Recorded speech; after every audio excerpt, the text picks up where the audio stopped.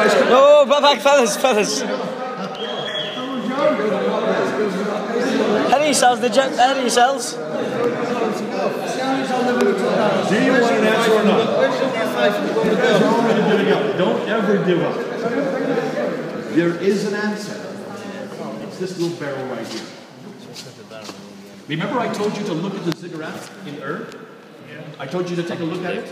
I said something we're going to find in there that's very important.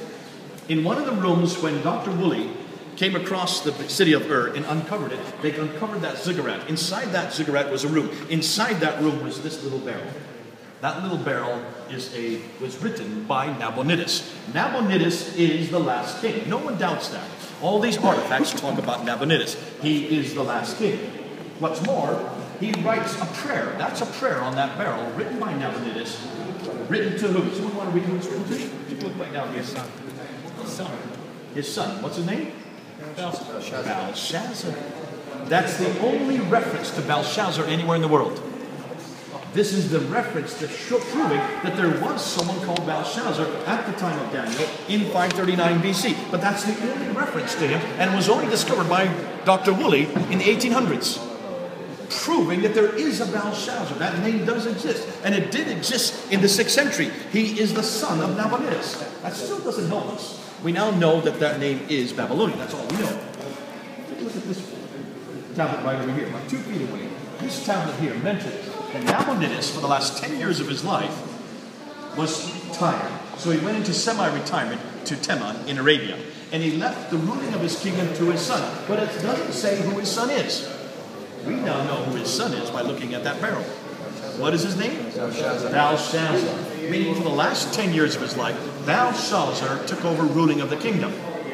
But Herodotus, who was writing just 100 years later, Herodotus, the great historian, who talks all about Nabonidus, mentions all about the Babylonians, never mentions anybody called Belshazzar. Why is it that Herodotus knew nothing about Belshazzar, yet the Bible does? Tell you why. Everything we've looked at, most everything we've looked at today is about conquest, right? Kings conquer. And when they conquer, they write about the conquest, right? Belshazzar, if he had conquered anything, who would have got the credit for it? His father. Why? Because he was the son of Nabonidus. And remember, the father, who was a senior king, would have always got the credit. Therefore, Belshazzar did nothing because he didn't want to conquer, because he knew he would get no credit for it. He was waiting for his father to die. That's why in Daniel chapter 5, verse 16, when Daniel read the writing on the wall, and when he turns to him and says, "You'll be number 3 in my kingdom," he's talking about his father and he were co-regents at that time. Now we understand why he said that.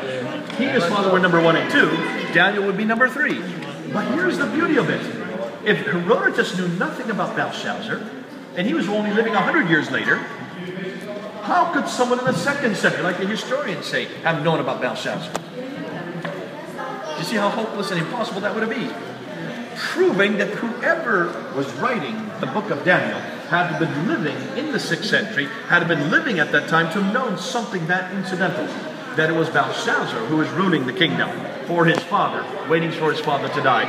And before that could happen, the Persians come and destroy Babylon, destroy Belshazzar, and destroy all record of him.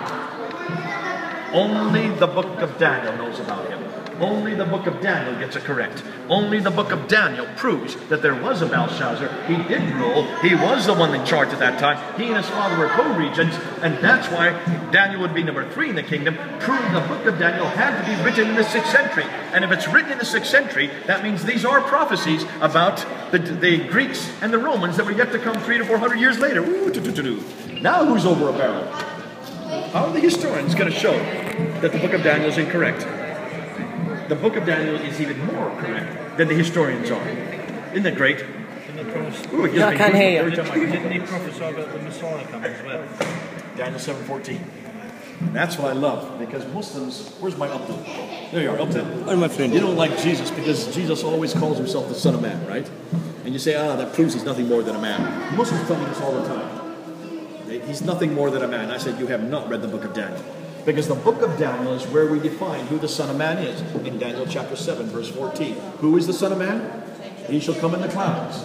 and he shall be from everlasting to everlasting. He'll have dominion over all tribes, nations, peoples, and tongues. Who is from everlasting to everlasting? Jesus. Only God can be from everlasting to everlasting. Who has dominion over all tribes, nations, peoples, tongues?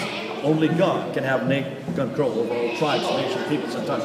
If the Son of Man, not a Son of Man as we are, if the Son of Man is from everlasting to everlasting, that is a divine claim. So every time Jesus says he's the Son of Man, he's saying, I am God. You Muslims always ask me, where does Jesus ever say I am God? There he's saying I am God. Ooh, I love it. And that's why I love the book of Daniel. And that's why whenever Jesus claimed to be the Son of Man, the Jews took up stones to stone him, because they had read the book of Daniel, and they knew that he was saying, I am God. Good stuff.